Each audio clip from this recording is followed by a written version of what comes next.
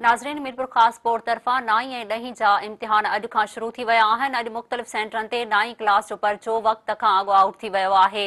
इन हवाले सां वधीक अपडेट करण जे लाइ असां टेलीफोन लाइन ते मौजूदु आहे महरान टीवी जो रिपोर्टर तालिब शहर। जी तालिब, वधीक अपडेट कजो।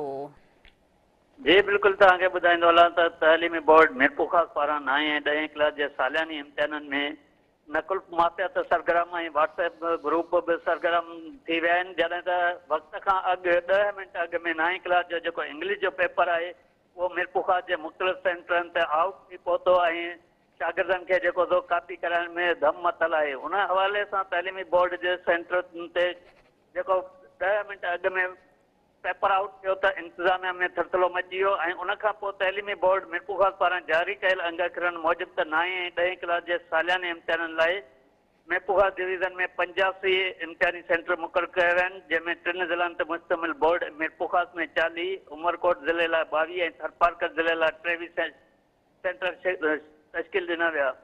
ज़िले जे 9हीं क्लास जा 11,370 शागिर्द ऐं शागिर्दाणियूं इम्तिहान में हिसो वठी रहिया आहिनि, जॾहिं त 10हीं क्लास जा 10,600 शागिर्द ऐं शागिर्दाणियूं शामिल आहिनि।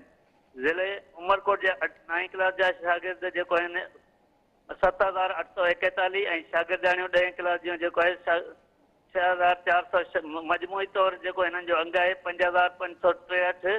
अहिड़ी तरह तव्हांखे इहो ॿुधायां त जॾहिं वफ़ाक़ी हुकूमत पारां बिजलीअ जी लोड शेडिंग जो बि न बंदि करण जो ऐलान कयो, पर मीरपुर ख़ास ज़िले जे मुख़्तलिफ़ सेंटरनि ते बिजली बंदि रही ऐं शदीद गर्मीअ में जेको शागिर्द इम्तिहान ॾींदा रहिया ऐं सहूलियतनि जी अणाट रही। जी तालिब, अवां जी महिरबानी।